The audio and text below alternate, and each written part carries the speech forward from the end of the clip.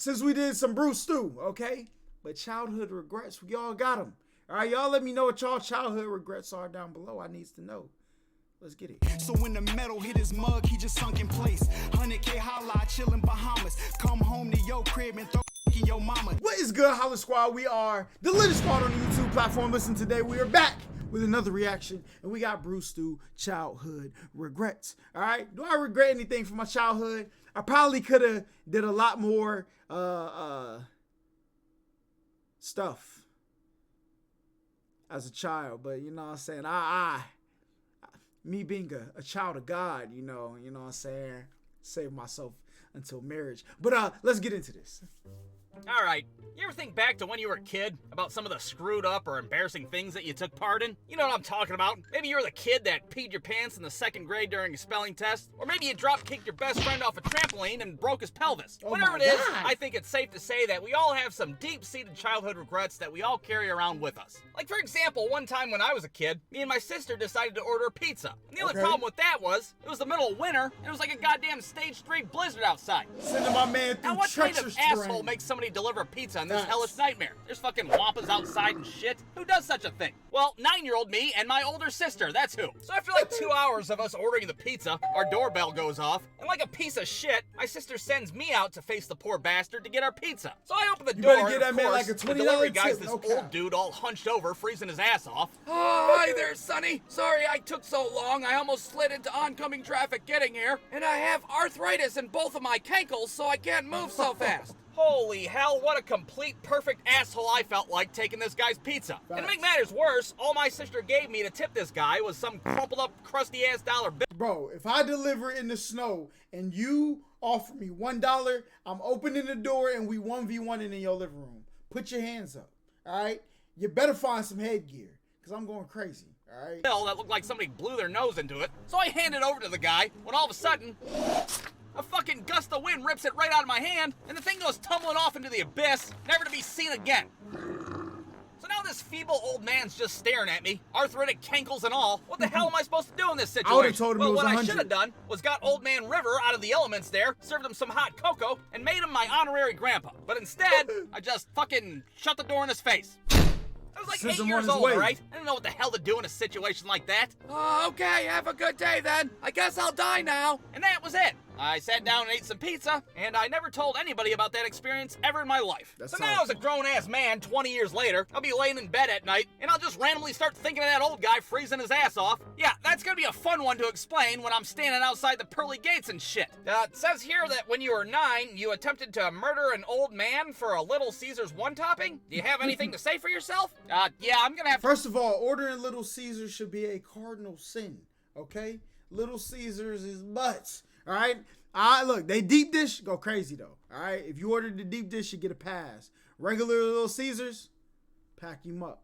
Pack him up. Plead the fifth on that one, Pete. But you see, that's the kind of shit that I'm talking about. Childhood regrets that you'll never live down. Now, another childhood regret of mine was when I was over at my friend Zachary's house that lived across the street. And Zachary was a weird-ass kid, but we'd always put up with him because he always had the coolest toys growing up. I mean, he had the talk boy from Home Alone, he had Furbies coming out the ass, he had the fucking robot from Rocky IV. The kid had it all, what can I say? But the thing that we were most envious of was his gigantic Pokemon card collection. And this was back in the 90s, when kids valued Pokemon cards more than life itself. Michael, if you ever touch my holographic Charizard, I'll find and murder your entire bloodline. Do you understand me? Yu-Gi-Oh But Zachary didn't care about his Pokemon cards at all. They're all spread out in his room, all willy-nilly. They're all ripped and bent up and shit. His ass would practically tap dance all over them. He had so many of them, he didn't care. And that shit made us sick to our stomachs. I mean, it would be one thing if these were just energy and trainer cards we're talking about, but the kid had a holographic Zapdos on the middle of his floor, for Christ's sake. To us, it was like fucking animal abuse for fake animals. Somebody should have called the Fake Humane Society on his ass. So after seeing Zachary's blatant disrespect towards his holographic Zapdos, what the hell did I decide to do? Well, what I should have done was take Zachary aside and be like, dude, I've seen a kid beat another kid over the head with a pogo stick for a fucking holographic Zapdos. Get your shit together and take care of your Pokemon cards. But instead, I fucking if he knew what they were worth now, he would have. Zapdos. Yeah, that's right, I stole it. I'm not proud of it, but with my broken 9-year-old logic, I wasn't stealing it so much as I was rescuing it from a life of cruelty. So now you would beat me in a Yu-Gi-Oh battle? Come on, bro. That's not something you want to experience in life, right?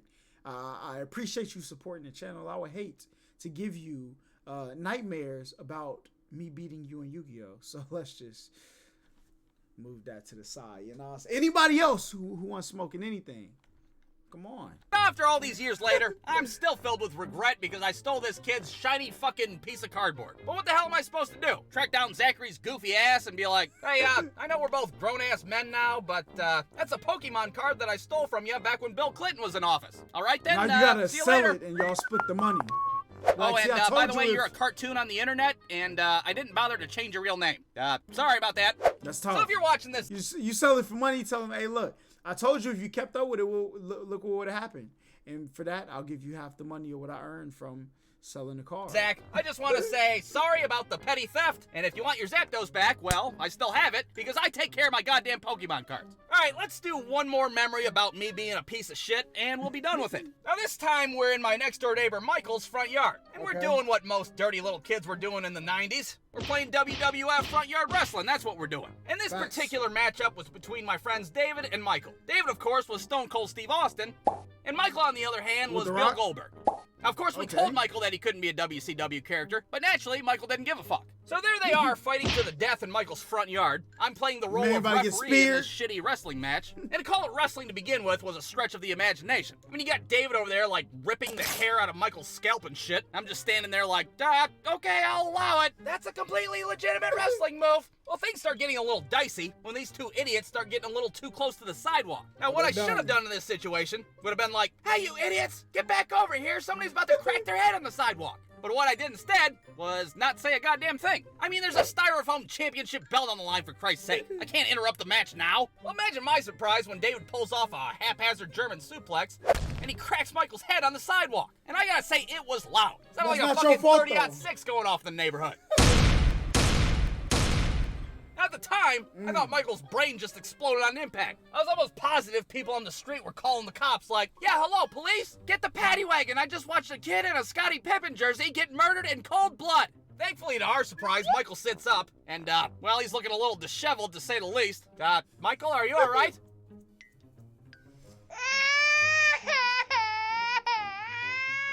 So now, what do me and David decide to do? Well, what we should have done was run inside and get Michael's drunk-ass stepdad and be like, hey, Mr. Michael's stepdad, we were being deeply irresponsible, and I think we might have just scrambled Michael's brains into oblivion. But instead of doing that, we just took off running down the road and left Michael to die by the street. I know, it was a shitty thing to do, but again, we were like 9 years old. And up until that point, I was like, this ain't that bad, you know what I'm saying? Kinda your fault, kinda not, you know what I'm saying? He decided to give my man the suplex.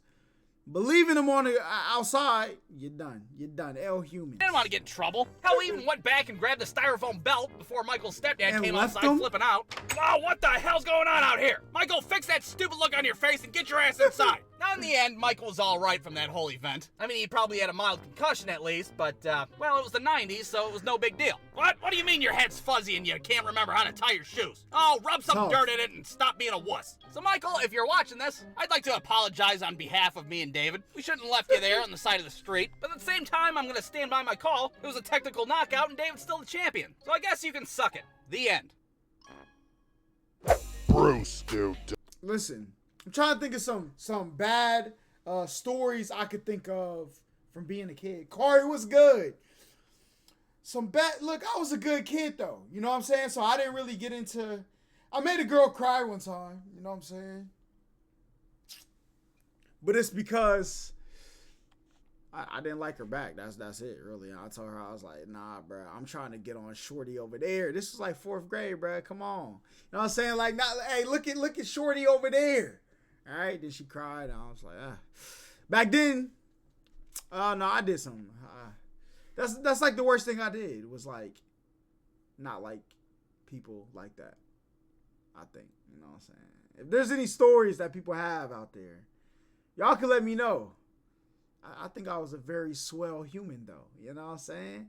But there's a couple times I didn't let people like cheat off me in class because like, bro, get out of here. All right?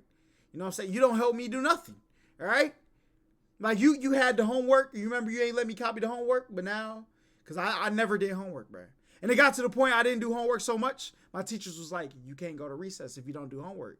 And I was like, I could play outside all day at home, all right, and not do homework, or I can do homework that only counts for 10% of my grade and play outside for 15 minutes at school. I'm taking the 30 minutes to 2 hours at home with my friends in the neighborhood. So yeah. So because people, when they let me copy their homework, when that test come, that's worth 45% of your grade. Get out of here, my boy. But y'all like, comment, subscribe, all that great stuff. Y'all let me know y'all's. Don't lie. Peace. Yeah, nigga, I was broke. I ain't have a penny, I was ready to kick a dope. Lay your ass on the floor, taking everything about this bitch before I go. Niggas talking all that gang when the sugar pumping through their main vein. Swerve on them like a lane change.